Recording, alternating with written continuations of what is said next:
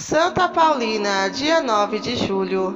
Seu nome de batismo era Amabile Lúcia Wiesenthurner. Ela nasceu em dezembro de 1865, na cidade de Vigolo Vatario, região de Trento, que fica ao norte da Itália. Foi a segunda filha de Ana e Napoleão. Seus pais eram cristãos fervorosos, porém muito pobres. Durante a infância de Amabile, toda a Itália passava por uma grave crise econômica e pestes contagiosas. Por isso, quando ela tinha 9 anos, seus pais decidiram emigrar para o Brasil. Em 1875, a família de Amabile chegou ao Brasil. Foram para o estado de Santa Catarina, mais precisamente para a região de Nova Trento, onde vários trentinos já estavam morando. Eles foram se estabelecer num vilarejo recém-fundado, no meio da mata chamado Vigolo. Tudo era muito precário e pobre, e as famílias procuravam manter-se unidas para sobreviverem, alimentando o sonho de um dia prosperarem. No vilarejo de Vigolo, Amabile travou amizade com uma menina que acompanharia por toda a vida, Virginia Nicolodi. As duas já tinham uma fé sólida e esta afinidade as fez crescer ainda mais na amizade. As duas eram sempre vistas rezando na capelinha de madeira. Elas fizeram a primeira comunhão no mesmo dia. Nesta época, Amabile já tinha 12 anos de idade. O vilarejo de Vigolo crescia aos poucos.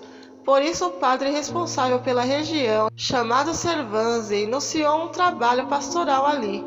Logo ele percebeu o espírito comprometido e sábio da adolescente Amabile e incumbiu-a de lecionar o catecismo às crianças, além da ajuda aos doentes e de manter limpa a capelinha do vilarejo, que era dedicada a São Jorge.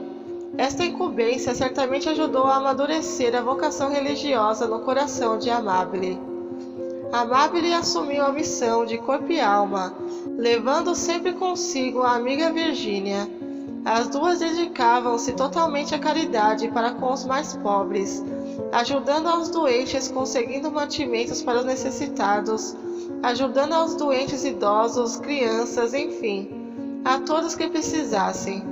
Amabile e Virgínia começaram a ser reconhecidas por todo o povo italiano, que vivia naquela região distante e abandonada do Brasil.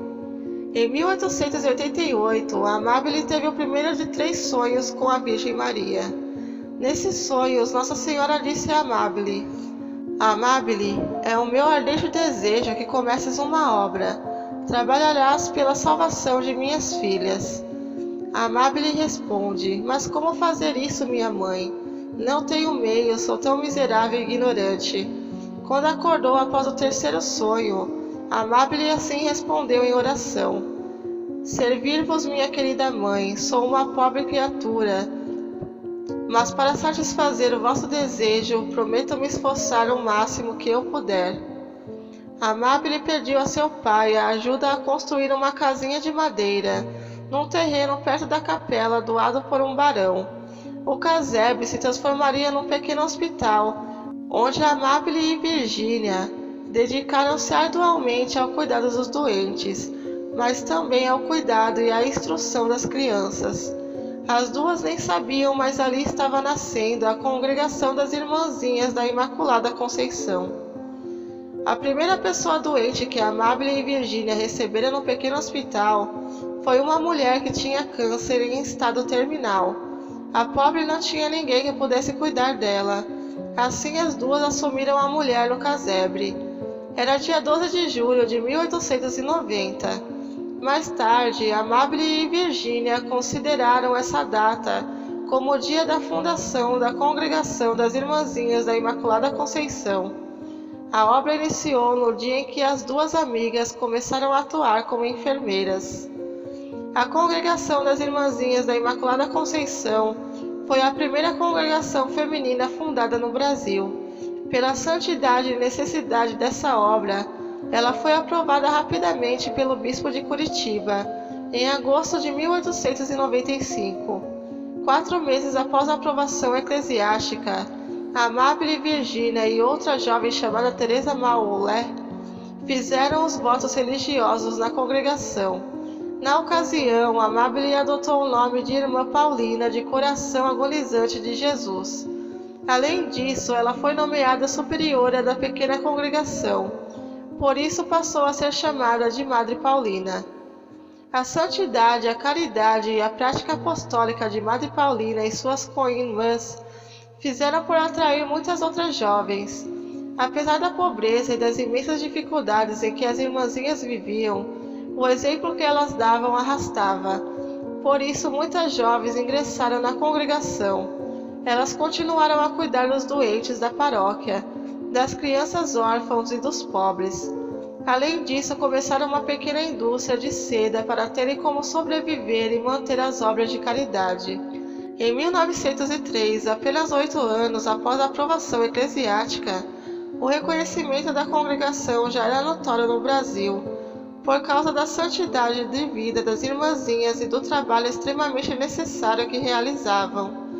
Por isso, nesse ano, Madre Paulina foi chamada para estender sua obra a São Paulo.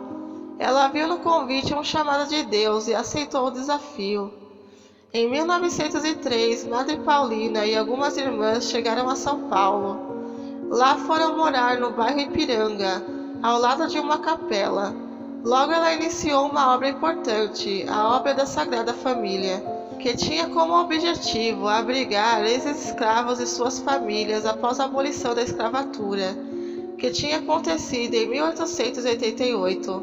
Essas famílias viviam em péssimas condições, e a obra de Madre Paulina deu a elas um pouco de dignidade. Alguns tempos depois, a obra cresceu em número de irmãs e em ações sociais. Nesse interim, Madre Paulina passou a ser perseguida e caluniada por uma rica senhora, chamada Ana Brotero. Esta ajudava nas obras.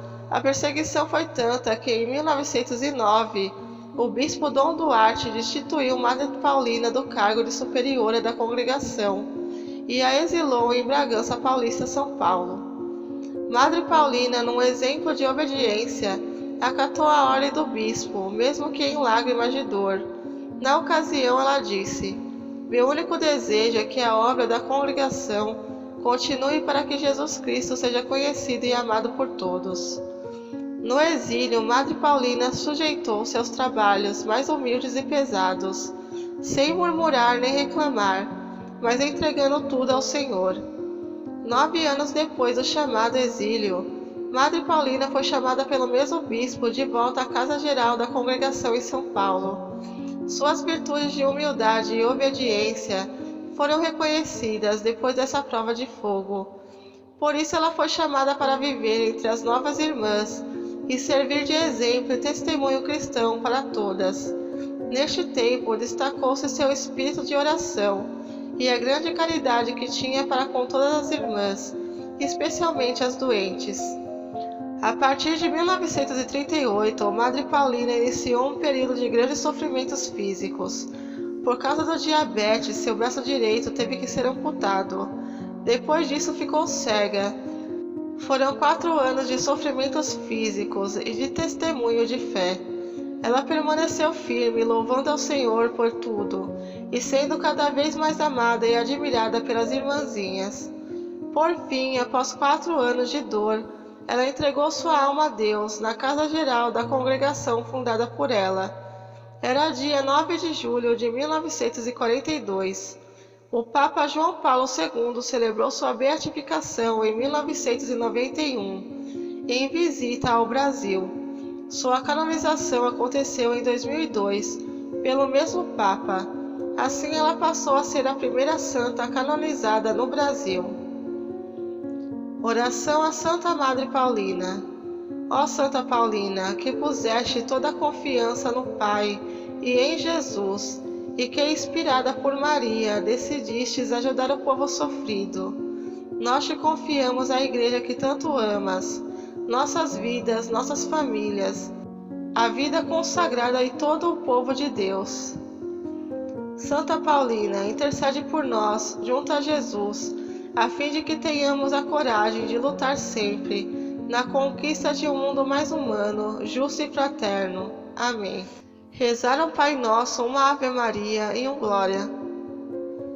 Santa Paulina, rogai por nós. Santo do dia, indicações. Consagra-se a Nossa Senhora. Curso inteiramente gratuito. Clique no link e se inscreva. Quanto mais uma alma estiver consagrada a Maria, tanto mais estará consagrada a Jesus Cristo. Ajude-nos a evangelizar. Curta, se inscreva e compartilhe.